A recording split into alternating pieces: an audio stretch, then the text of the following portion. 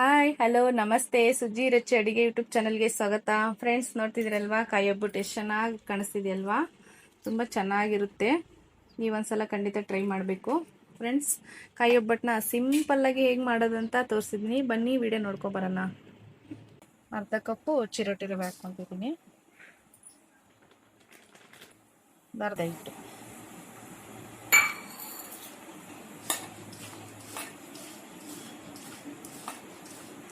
ಸ್ವಲ್ಪ ಸ್ವಲ್ಪನೇ ನೀರು ಹಾಕ್ಕೊಂಡು ಕಲಿಸ್ಕೊಳ್ಳೋಣ ಇದನ್ನ.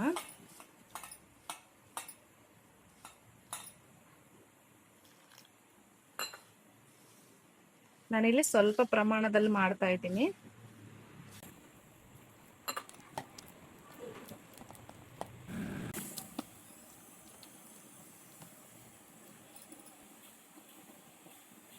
ಒಂದು ಸ್ಪೂನ್ ಆಯಿಲ್ ಹಾಕೋಬಿಟ್ಟು ಸ್ವಲ್ಪ ಚೆನ್ನಾಗಿ ಮಿಕ್ಸ್ ಮಾಡ್ಕೊಳ್ಳೋಣ ಇದನ್ನ.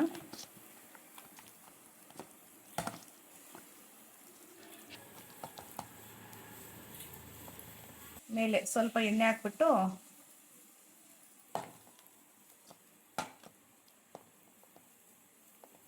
ಈಗ ಇದನ್ನ ಒಂದು ಹಾಫ್ ಅನ್ ಅವರ್ ಮುಚ್ಚಿಟ್ಬಿಡೋಣ. ಇದನ್ನ ಮಾಡಿಬಿಟ್ಟು ಕೊಡೋಣ. ನೋಡಿ, ಸರಿ ಬಲ್ತಿರೋ ತೆಂಗಿನಕಾಯಿ ತಗೋಬೇಕು. 1 ಕಪ್ಪು ತೆಂಗಿನಕಾಯಿ ಹಾಕೊಂತಿದ್ದೀನಿ.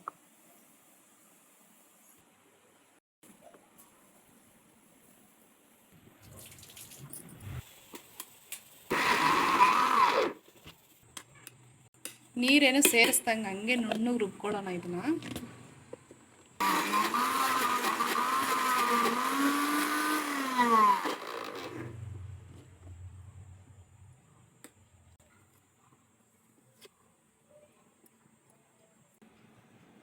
ನೋಡಿ, ಇದನ್ನ ಇಷ್ಟು ನುಣ್ಣಗೆ ರುಬ್ಕೋಬೇಕು. ಸಾಕು, ಇಷ್ಟು ನುಣ್ಣಗೆ. 1 ಕಪ್ಪು ಕಾಯಿ ತುರಿ ತಗೊಂಡಿದ್ವಲ್ಲ, ಅದೇ ಇದ್ರ ಕಪ್ಪಲ್ಲಿ 1 ಕಪ್ ಬೆಲ್ಲ ತಗೊಂಡಿದ್ದೀನಿ. ಕರಗಿಸ್ಕೊಳ್ಳೋಣ ಸಾಕು. ಇದರಲ್ಲಿ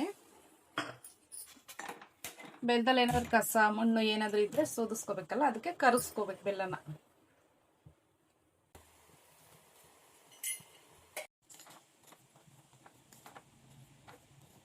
ಕರಗಿದೆ, ಇದ್ರೊಳಗೆ ಸೋದಿಸ್ಕೊಳ್ಳೋಣ ಇವಾಗ.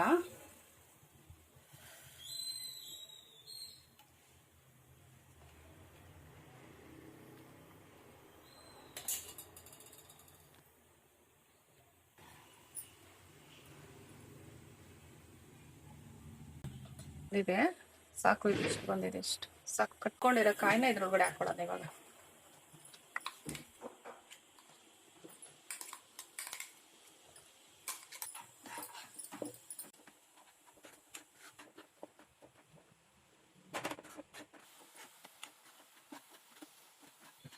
ಒಂದು 5 ಮಿನಿಟ್ಸ್ ಅದನ್ನು ಚೆನ್ನಾಗಿ ಬೇಯಿಸ್ಬೇಕಿದಲ್ಲ.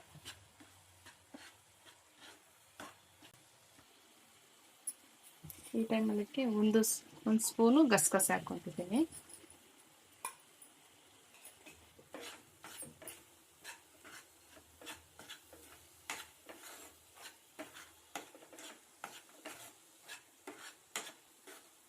ಏಲಕ್ಕಿ ಹಾಕೊಳ್ಳೋಣ.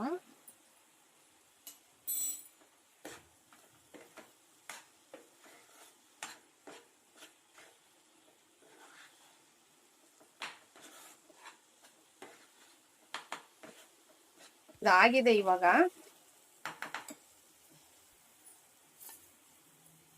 ನಾನು 1 ಸ್ಪೂನು ಹುರ್ಗಡ್ಲೆ ಪೌಡರ್ನ ಹಾಕ್ಕೊಂತೀನಿ.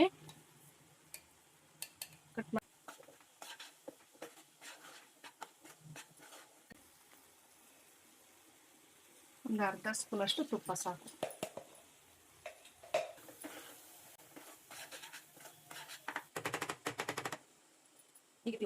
ಸಾಕು. ಹಿಟ್ಟನ್ನ ಚೆನ್ನಾಗಿ ನಾದ್ಕೋಬೇಕಿದು.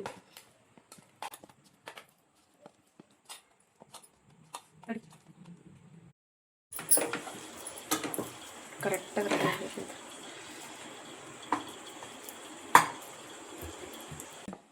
ಆಗಿದೆ.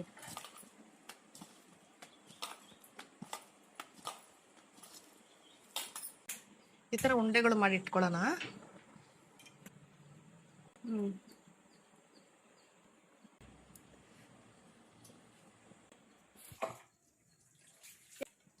ಎಣ್ಣೆ ಸವರ್ಕೊಂಡು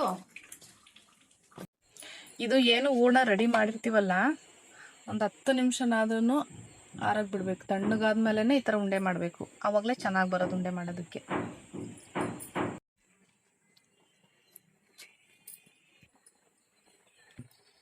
ಈ ಥರ ಸ್ಪ್ರೆಡ್ ಮಾಡ್ಕೋಬೇಕು. ಏನಾದರೂ ಇದು ಸ್ವಲ್ಪ ತೆಳ್ಳಗಾಯಿತು ಅಂತ ಅನಿಸಿದ್ರೆ ಹೂರಣ ಸ್ವಲ್ಪ ಹುರ್ಗಡ್ಲೆ ಪೌಡರ್ನ ಹಾಕ್ಕೊಳ್ಳಿ.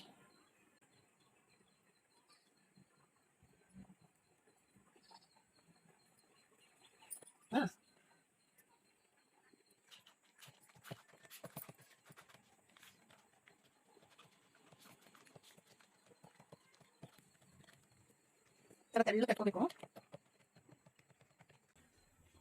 ಎಣ್ಣೆ